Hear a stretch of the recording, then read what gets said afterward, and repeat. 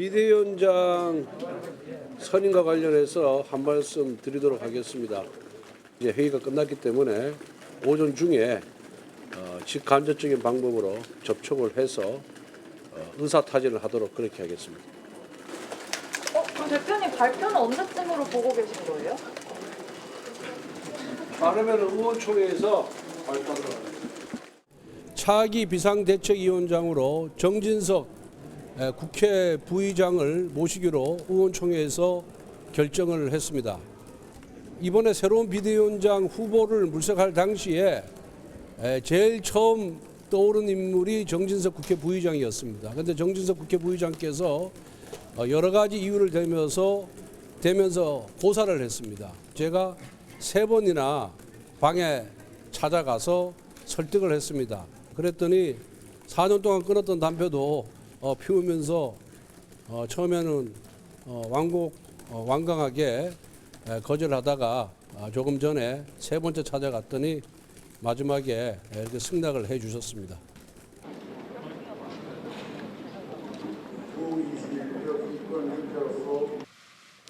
국민의힘 비대위원장직을 맡기로 했습니다. 윤석열 정부의 성공을 위해 집권 여당을 안정시키겠습니다. 집권 여당으로서의 책임을 다하겠습니다. 그것이 저에게 오늘 주어진 대의요 애국이라고 생각합니다. 전 당원의 총의를 모아 하루속히 당을 안정화시키겠습니다. 네, 어제까지만 해도 박주선 의원이 유력하게 거론이 됐습니다만은 정진석 국회 부의장으로 결국은 이제 인물이 바뀌었습니다. 이게 뜻밖인가요? 아니면 원래 예상됐던 대로인가요?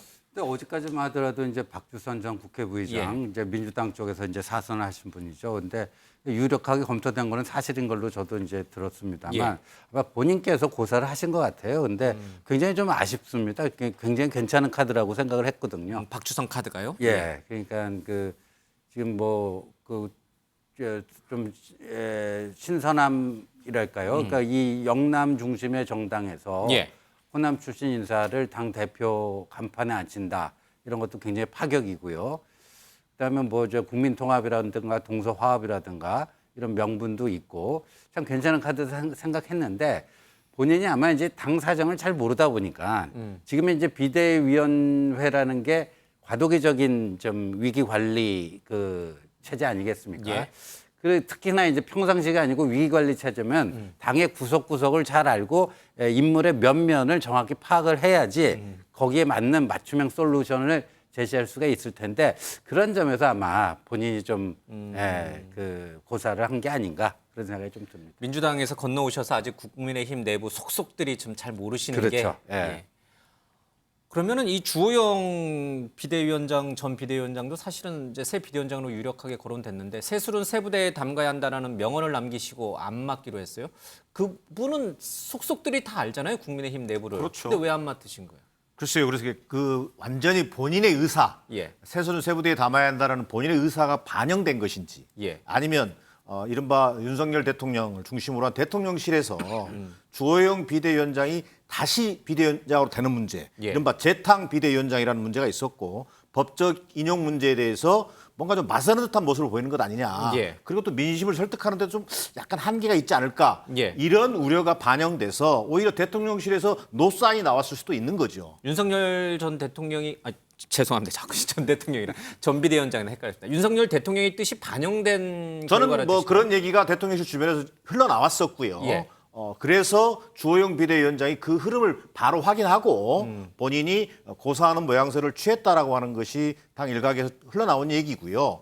그러면서 바로 박주선 비대위원장 얘기가 유력하다는 얘기가 이제 부각이 된 거죠. 그런데 박주선 비대위원장 역시 어제 저녁 상황까지만 해도 상당히 고심하는 눈치였었어요. 그럼에도 불구하고 앞서서도 이게 나왔습니다만 과연 당의 정체성에 부합하느냐. 그 당내 사정을 속속들이 알지 못한 속에서 굳이 이 비대위원장으로서 역할을 잘 해낼 수 있을 것인가. 이런 고민이 있었던 것 같아요. 그리고 또 한편에서는 박주선 이제 전 부의장에게 여러 가지 의견들이 개진되고 또 여론을 들어봤지 않겠습니까? 그 과정에서 이제 이른바 당 일각에서 이런 지적도 있었던 것 같아요. 아니 어차피 일주일짜리 비대위원장이 될지도 모르는데 그걸 왜 맡습니까? 라고 하는 그런 자조 섞인 비판도 있었다는 거예요. 이런 여러 가지 상황들이 고려되면서 예. 고사 쪽으로 기울은 것으로 보여집니다. 그것이 결국은 돌고 돌아서 주호영, 박주선, 정진석으로까지 오게 되는 저는 과정으로 보여지고요. 자, 정진석 비대위원장은 다시 여러 가지 정진석 위원장이 가지고 있는 당내 5선 의원으로서 어떤 그 안정감이라든지 예. 과거의 경험이라든지 여러 가지 그 뭐 나름대로 고려가 됐겠습니다만 역시 권성동 그 원내대표가 지금 사퇴를 거의 염두에 두고 있잖아요. 그러면 비대위하고 대통령실과의 관계, 그래서 윤석열 대통령과 직접적으로 소통하고 가교 역할을 할 수 있는 적임자가 누구냐? 역시 돌고 돌아 친윤계밖에 없다. 소위 이른바 이준석 대표는 윤핵관 호소연이라고 칭했지만 사실상 장제원, 권성동 두 윤핵관이 빠진 속에서 실질적으로 그 역할을 해줄 수 있는 소위 윤석열 대통령의 마음을 정확하게 읽어내고 당에서 이것을 일사분란하게 끌고 갈 수 있는 적임자가 누구냐. 예. 이런 관점에서 정진석 부의장이 소위 낙점되고 또 정진석 부의장 입장에서는 본인이 그동안 고사했지만 이런 상황에서까지 피해갈 수 없다라고 하는 현실적 인식이 맞아떨어진 것 아니겠는가. 예. 저는 이렇게 볼 수 있을 것 같습니다. 정기당 교수님 말씀 중에 이제 좀 흥미로운 대목은 주호영 그다음에 박주선 역시 친윤계로 불렸던 분들은 아니에요. 그렇죠? 그러나 이준석 전 대표가 친윤계, 그러니까 윤석열 호소인이라고 친윤계 호소인이라고 불렀던 정진석 국회 부의장으로 결국 귀결됐는데 이 과정에서 친윤계로 불리지 않았던 분들은 배제되고 결국은 다시 친윤계로 불렸던 분에게 이 가는 과정에서 대통령의 의중이 그럼 반영이 된 것인가? 그래서 이런 결론이 나온 건가? 그래서 저는 근데 박주선 전 의원이 예. 친윤계가 아닌가요? 저희 당에 원래 계시지 않아서 그렇지 예. 대통령의 굉장히 큰 신임을 받고 있는 인사로 세 평이 나와 있는 분입니다. 그래서 저는 취임식 네, 준비위원장을 준비위원장도 하셨죠. 하셨었고 또 대통령이 직접적인 언급을 하실 때 박주선 전 의원님에 대해서 굉장히 긍정적인 멘트를 해주셨는데요. 저는 그런 측면에서 박주선 전 의원이 친윤이 아니다 이렇게는 동의할 수가 없다고 생각이 되고요. 예.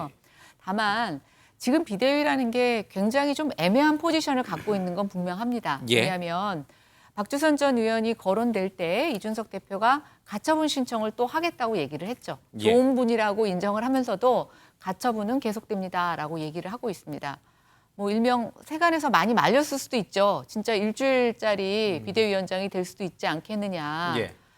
근데 그럼에도 불구하고 이 국민의힘에 들어와서 비대위원장을 맡는다는 것은 사실은 당에 대한 어느 정도 부채의식 또 깊은 사명감이 있어야 저는 이 일을 맡을 수 있다고 생각이 예. 되는데 박주선 전 의원 입장에서는 그렇게까지 본인이 이 일을 감당해야 되느냐라는 부분에 있어서 예. 많은 고민이 있으셨을 거라고 생각이 돼요. 반면에 정진석 지금 부의장 같은 경우에는 예. 지명이 되자마자 바로 지금과 같은 얘기가 나오겠죠.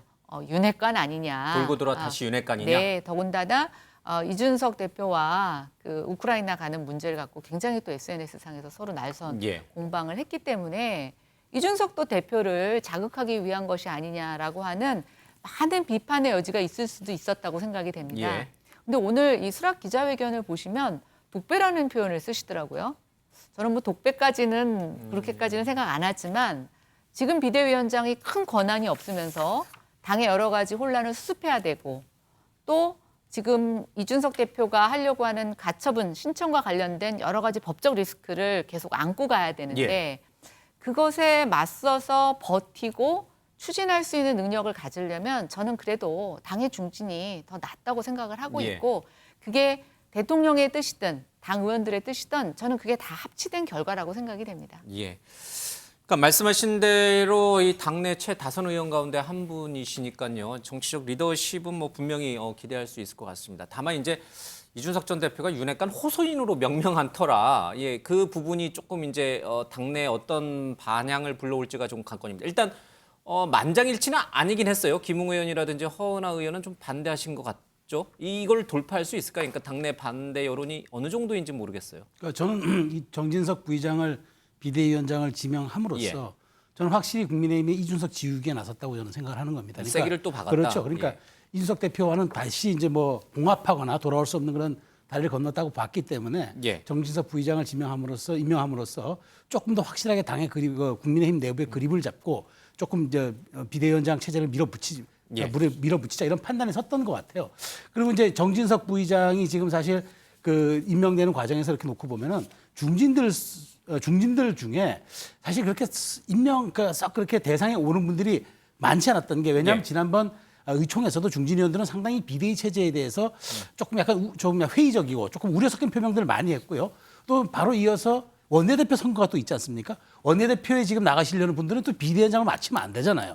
그런 이유가 있고 또 당권을 또 꿈꾸는 예. 분들이 있고 그러니까 주호영 의원이 이번 비대위원장을 수락하지 않은 이유 중에 하나도 본인이 혹시 또 당권에 대한 얘기들이 그 관심이 있을 수 있다는 그런 예. 분석들이 흘러나오고 있는 상황에서 이렇게 저렇게 후보군들을 좁히다 보니까 결국은 이제 정진석 부의장 그러면서 정진석 부의장은 사실 이번 처음으로 이제 이준석 대표와 이른바 윤핵관 싸움의 전선을 처음으로 형성했던 분이기 때문에 이렇게 또 가다 보면은 자연스럽게 이준석 체제가 결국은 이제 뭐 14일 날 법원 심리에 대해서 판단하겠습니다만은 예. 그 이후에라도 많이 좀 여러 가지 상황이 전개될 때 그럴 때 확실하게 조금 그 뭐랄까 그 전투력을 가지고 이준석 대표와 그 전선을 형성할 수 있는 그런 이제 비대위원장 그런 역할을 할 수 있기 때문에 아마 그 독배라는 그런 표현도 쓰지 않았을까 예. 싶은데 결국 국민의힘이 할 수 있는 선택지가 좁히고 좁아져서 정진석 부의장으로 갈 수밖에 없는 그런 정치적 상황에 놓였기 때문에 뭐 이걸 저는 이제 뭐 이준석 앞으로 대표가 오늘은 공개적인 입장을 내지 않겠지만 예. 내일은 아마 아주 정제되고 또 독설적인 표현을 내지 않을까 저는 예상이 됩니다. 정제된 표현을 쓸지 아니면 정제됐지만 아주 거친 표현을 쓸지 모르겠습니다. 독설이 있는 예. 표현. 윤경호 의원님, 사실 정진석 부의장 입장에서 보면은 지금 이제 국회 부의장직을 갖고 계시니까요. 다음 새 이제 국회가 개원을 하면은 국회의장직에 도전할 수도 있고요. 그냥 이대로 쭉 가면요. 굳이 본인이 이제 첨예한 어떤 갈등의 한복판으로 나설 이유가 없으시거든요. 그래서 아마 4년 동안 끊었던 담배도 피시고 뭐 독배라는 표현은 쓰지 모르겠는데 어찌 됐거나 본인은 국회 부의장이라고 하는 그 신분을 갖고 있는 상황에서 이 비대위원장직을 제안을 받는 거에 대한 굉장히 고심이 있었을 것 같다는 생각도 좀 들어요. 그래서 고사의 명분으로 많이 내세웠죠. 그동안에. 왜냐하면 여당 몫의 국회 부의장으로는 정진석 5선 의원이 사실상 이미 내정이 이미 일찌감치 돼 있었잖아요. 예. 그러니까 그런 점을 감안해서 본인은 비대위원장 처음부터 안 맡겠다라는 얘기를 주호영 처음에 나왔을 때도 했어요. 그러나 지금 정진석 부의장이 이걸 맡은 이유를 생각해 보면 이제 다음 전당대회에 본인도 당대표의 당권 도전에 나서겠다 이렇게 생각을 굳힌 거 아닐까. 당대표에 도전한다? 뭐 제가 보기엔 그렇습니다. 앵커가 얘기한 것처럼 국회 부의장직을 유지하면서 비대위원장을 하는 거 이거 뭐 지금 우리 정당들 사이에서 전례가 있다고 얘기하니까 관례입니다라고 넘어갈 수 있지만 사실 그거 별로 바람직해 보이지도 않고 좋아 보이지도 않거든요.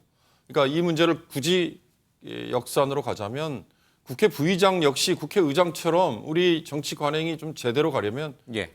어느 당에 소속도 되지 않은 분이 맡도록 당적을 내놓는 게 맞을지도 모르겠어요. 그러나 그렇게 하면 뭐 국회의원 숫자도 아니 당 소속 국회의원 숫자 줄어드는 문제도 생기고 하여튼 뭐 국회의원들끼리의 짬짬이로 그냥 넘어가는 건데 그런 점에서 이번에도 국회 부의장을 아마 겸임할 거예요. 예. 그게 무슨 문제냐라고 얘기하겠죠. 그러나 만약에 국회의장석에 사회를 보는 위치에 그런 역할을 하는데 당의 대표가 그런 역할을 한다?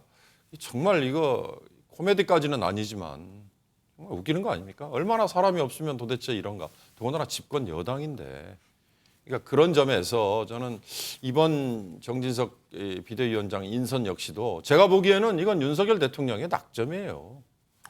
윤석열 대통령이 낙점을 하지 않으면 더 이상한 거고 그러니까 저는 지금 출범한 지 4개월밖에 안 된 새 정부의 집권 여당이 이렇게 내용을 대통령이 그냥 내버려 두기만 한다면 이건 정말 무능이고 그건 책임 방기이기 때문에 이런 선에서라도 대통령의 정무 참모들이 아마 열심히 뛰었겠죠. 작동이 저는 됐다고 봅니다. 그래서 이렇게라도 선임이 된 거 저는 뭐 그나마 다행이라고 생각해요. 그러나 말씀드린 것처럼 국회 부의장을 겸임하는 문제 이거 역시 논란을 낳을 것 같고 또 이제 이렇게 되면 주호영, 정진석 포함해서 이제 당의 어찌됐든 중진으로서 무게감을 확보한 분들이 다음 전당대회 당대표 당권 도전하는데 어찌됐든 저는 우위를 점하기 위해서 이분들도 맡은 거 아닌가.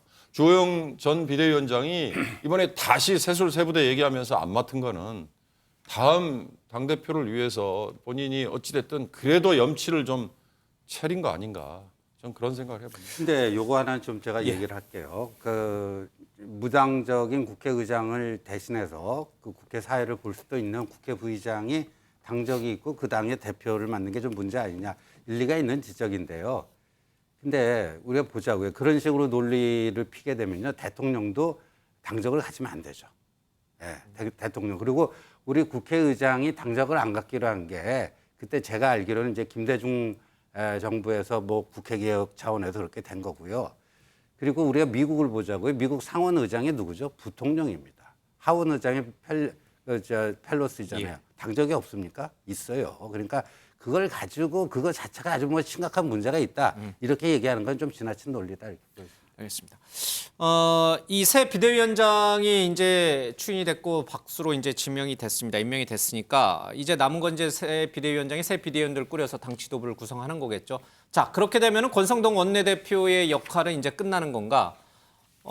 조금 전에 나왔던 뭐 일부 언론 보도는 권성동 원내대표가 내일 사퇴 기자회견을 한다. 이제 이런 얘기가 좀 있습니다. 이제 본인의 역할이 끝났고 본인이 이제 예고했던 대로 비대위원장 임명 이후에는 본인의 거취를 결정한다고 했으니까. 자, 권성동 원내대표의 사퇴는 어떻게 보세요? 예정된 수순 뭐라고 봐야 되는 거죠? 그렇죠. 그러니까 새 비대위원회가 출범하면은 본인은 이제 스스로 결단을 내리겠다 했는데 이미 사퇴를 가닥이 잡혀 있었던 것이고요. 다만 지금 뭐 당원 당규 보니까 이제 원내대표 거리 시한은 7일 내로 이제 새로 선출하게 돼 있으니까 거리라고 하는 것이 이제 사퇴 의사 표현이 아니고 실제 이제 사퇴가 행정적으로 이루어졌을 때니까 그래서 뭐 내일 새 비대위원회가 출범하면 그것과 동시에 비대위원회는 출범하고 그 다음 이슈는 이제 차기 원내대표, 차기 원내 지도부가 어떻게 구성되는가 그 이슈로 자연스럽게 넘어갈 것 같습니다. 최수영 의원님, 장제원 의원에 이어서 이제 권성동 원내대표도 뭐 자의반 타의반으로 이제 이선으로 후퇴하게 되는 셈이 돼요. 네. 홀가분하게 떠나게 되는 겁니까? 아니면 찜찜하게 떠나게 되는 겁니까? 홀가분하지는 않죠. 어쨌든 지금 이 논란에 대해서 책임을 지는 차원에서 떠나는 거잖아요. 그러니까 원내대표가 이제 사실 이 지금 정기국회 차원에서는 원내대표가 좀 중심을 잡고 원내대책도 수립하고 야당과의 그런 교착 상태도 좀 풀거나 또 아니면 또 그 싸움도 걸어야 되는 이런 상황 속에서 이런 중차대한 시국 속에서 떠난다는 건 결국은 본인이 책임을 지고 나가는 것이기 때문에 이제 마음은 무거울 것 같아요. 그런데 어쨌든 저는 이제 원내대표가 이제 사실은 다음 지도부를 또 그러니까 사실상 비대위원장은 당의 내부이지만 원내대표는 당의 상징처럼 이제 가게 되는데 저는 이제 권성동 의원이 지금 떠나면서 사실은 저는 권력에 약간 진공 상태가 생겼다고 봅니다. 그러니까 이른바 지금 용산도 마찬가지잖아요. 지금 각 그 이른바 유력 정치인들이 심어놓은 좀 뭐 그런 일부 행정관들이 이제 나가고 있다. 그다음에 지금 권성동 원내대표, 장제원 이선후퇴 선언했으니까 이런 상황 속에서 지금 또 이준석 전 대표가 직격했잖아요.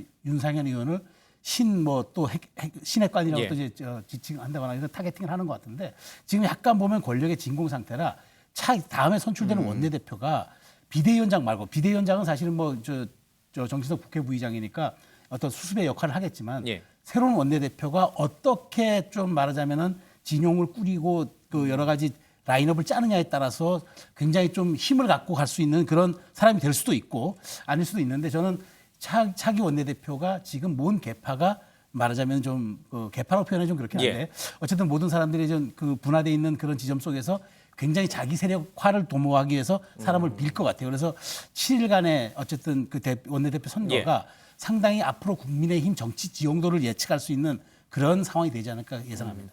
정진석 새 비대위원장이 이제 추인이 됐습니다마는 지금만큼 말씀하신 것처럼 장제원, 권성동이라고 하는 두 핵심적인 윤핵관들의 사퇴 이후, 이선 후퇴 이후에 당내 권력 공백, 권력은 어떻게 움직일까? 이 부분을 좀 관심 있게 봐야 될 것 같습니다. 하나하나 좀 짚어보겠습니다. 다들 동의하십니까? 권력의 진공 상태, 공백기가 생길 것이다라고 하는 우리 최수영 의원은 그렇게 보셨는데 이분들이 정말 이선 후퇴에서 이제 더 이상 이제 관여하지 않는 것인지 아니면 이선 후퇴했지만 다시 또 물밑에서 뭔가 이렇게 힘을 갖고 움직이실지 어떻게들 보세요? 뭐 윤경호 의원께서는 어떻게 보세요? 글쎄 권성동, 장제원 두 분만 얘기를 하자면 사실은 대선 언저리부터 예. 그러니까 윤석열이라는 새롭게 떠오른 후보와 개인적인 친분 아니면 뭐 집중적인 어떤 짧은 노력 근데 굉장히 인상적인 예. 그래서 관계가 맺어진 뭐 예를 들잖아요. 권성동 전 원내대표는 뭐 강릉이라는 인연이 있다고 그러고요. 어린 시절에 얼마나 두 분이 친했는지 저는 그건 모르겠습니다. 그리고 정재원이라는 인연은 또 뭐 그렇게 대선 기간 중에 그래서 비서실장까지 맡았으니까. 그런데 문제는 이 두 분이 자이든 타이든 지금 백의종 군 운운하고 뭐 아무것도 안 맡겠다라고 얘기하는 이 와중에 그들이 추천을 했다고 알려진 청와대 무슨 핵심 뭐 관계자들 아니면 뭐 행정관들 등등의 상당수가 지금 교체됐다는 거 아니에요? 50명이 보따리를 쌌다는 얘기가 있습니다. 이건 보통 사태가 아닌 거죠. 예. 나중에 지금 들리는 카더라 통신에 의하면 아니 보고가 대통령에게 이 라인을 통해서 되는 거 이전에 바깥에서 더 먼저 됐다더라라는 식의 얘기까지 나올 정도니까 이건 상당히 어떻게 보면 누수라고 판단을 했을 수도 있고 그렇다면 제가 보기에는 권성동, 장제원 두 분은 이 초창기에 이 본인들의 어떻게 보면 권력 관리 이게 실패라고 저는 보여요. 막을 그래서 내렸다고 보시는군요. 그럼요. 장제원, 권성동 시대는 막을 내렸다. 그럼요. 이제 이들을 대체할 다른 윤핵관들이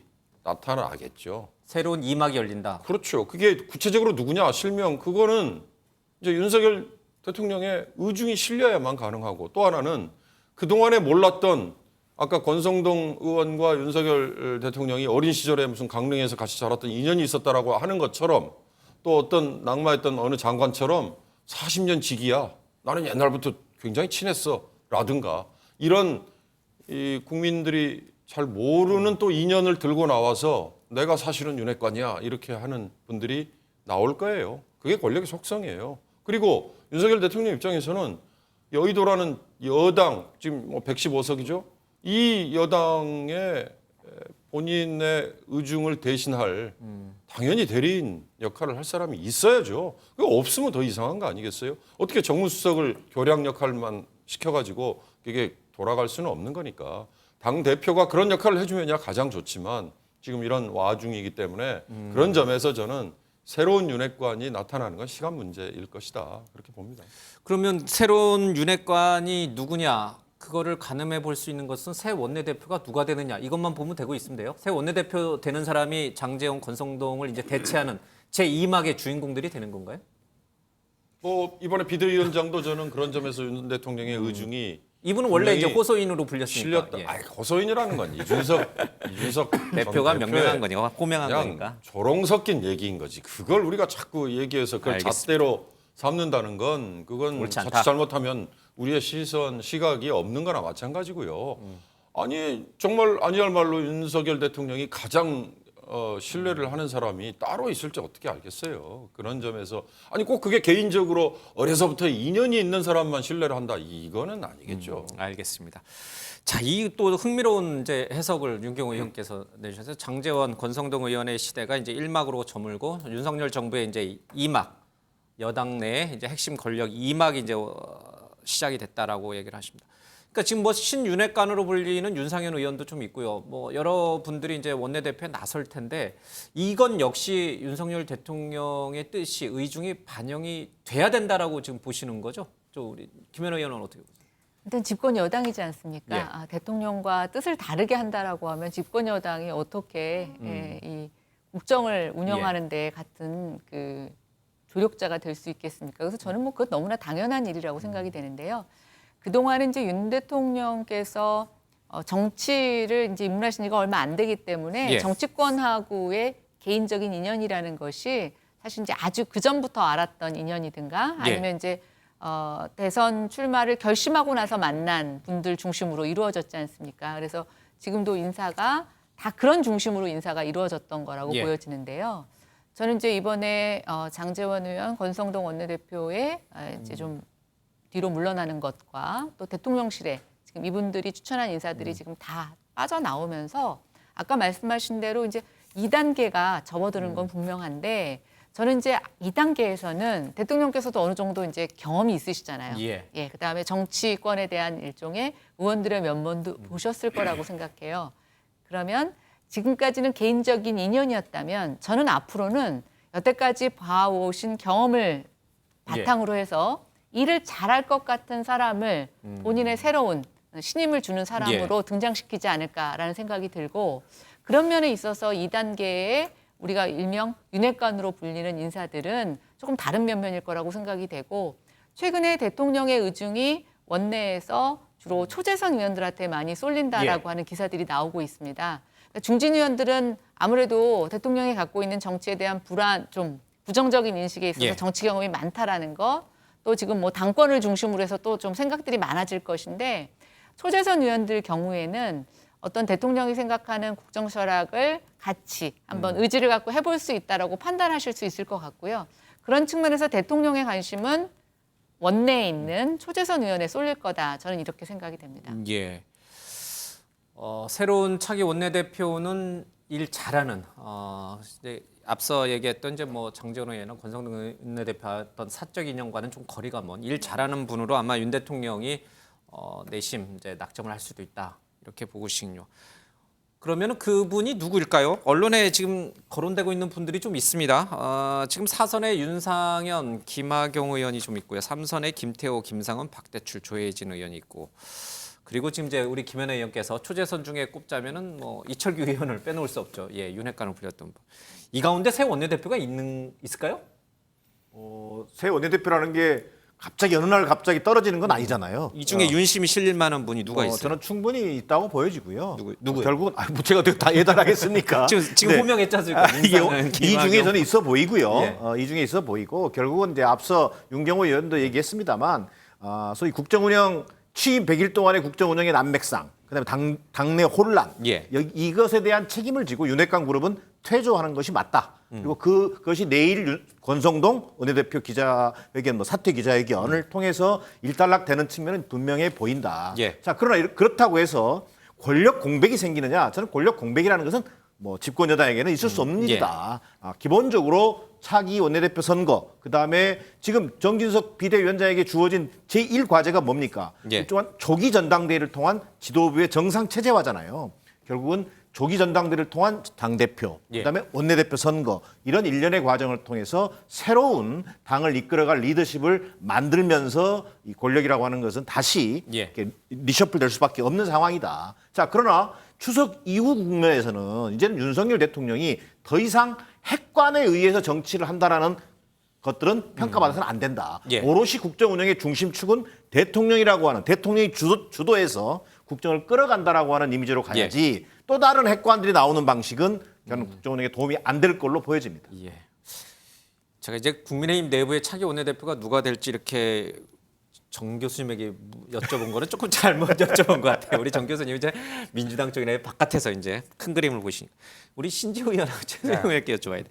지금 제가 호명했던 분들 중에 있을까요? 아니면 여기서 혹시 누락됐지만 유력한 분이 있을까요? 그 이제 원내대표는요, 의원들이 투표로 자유투표로 뽑는 거니까 그 의원들 표심이 어떻게 되는지 뭐 좀 두고 봐야 될 것 같고요.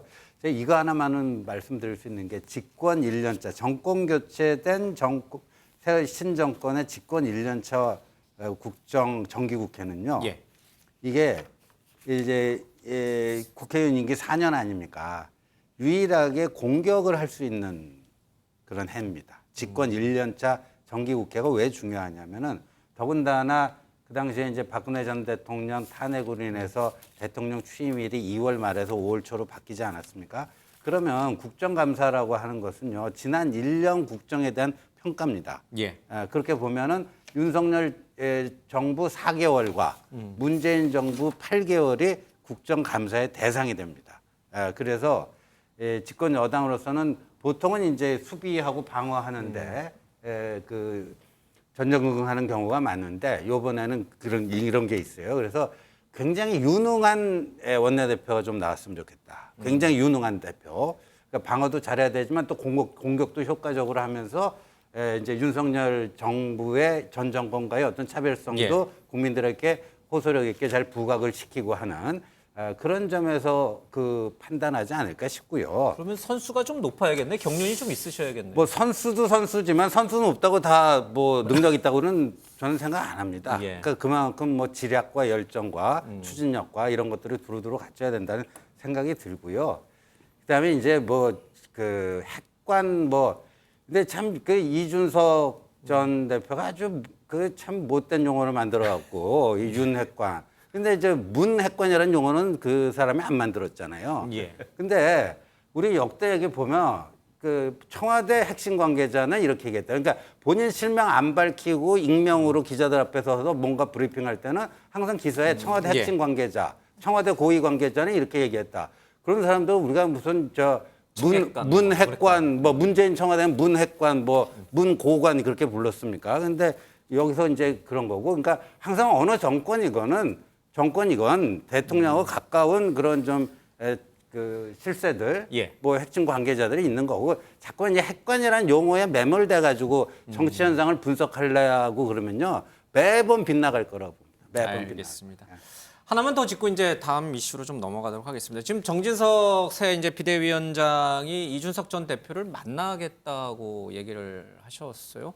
이준석 전 대표는 만날까요? 아니면 안 만나고 정진석 또 새 비대위원장이 직무정지 가처분 신청을 낼까요? 당연히 후자를 택하지 않겠습니까? 안 만난다? 이제 지금 뭐 이준석 대표가 주호영 비대위원장을 예. 살짝 만난 걸로 알려지고 있는데 그때는 사실 주호영 비대위원장이 이준석 전 대표에게 우호적인 시그널을 보냈어요. 예. 정치로 문제를 풀어보지 않겠느냐. 왜 이렇게 자꾸 법리에 의존하느냐는 식의 이른바 우회를 통한 메시지를 냈기 때문에 예. 만났지만 지금 정진석 의원 제가 좀 전에 모두에서도 말씀드렸지만 이미 이것은 이준석 지우개에 나서는 것으로 보는 게 저는 합당하다고 본다면 이준석 대표가 만나기보다는 아마 오늘 그 정말 제가 보기에 밤에 고민해서 내일 아침에 센 걸 하나 뭐 아주 뭐 아주 비아냥거리든 뭐든 센 걸 하나 페이스북에 올릴 거로 제가 생각이 되고요. 예. 제가 좀 전에 그 원내대표 선거 관련해서 제가 짧게 한 말씀 드리면은 저는 사실 이번 국민의힘 사태를 보고 굉장히 많은 분들이 의아했을 거예요. 왜냐하면 초재선 그룹들이라 그러면 당이 위기에 빠질 때 혁신과 쇄신을 얘기하고 예. 그다음에 중진들이 오히려 안정과 관리를 얘기하는데 이번엔 거꾸로 초재선들이 안정하고 관리를 얘기하고 중진들이 혁신하고 쇄신을 얘기했거든요. 그러면 이게 뭘 의미하냐면 초재선들이 75명입니다. 지금 현재 그 국민의힘에. 그렇다면 이분들이 저는 사실상 이번 원내대표 선거에 키를 진다고 보는 거예요. 한 표씩 행사하니까. 예. 그러면 저는 이분들이 지금 일관돼 목소리 내고 있잖아요. 윤석열 정부의 신윤핵관으로 초재선 그룹들이 부각되고 있다는 정도의 분석도 나오기 때문에 저는 결국은 윤심이 이번 원내대표 선거에서 초재선 그룹을 예. 통해서 가장 크게 작용할 것이다. 이렇게 분석합니다. 알겠습니다.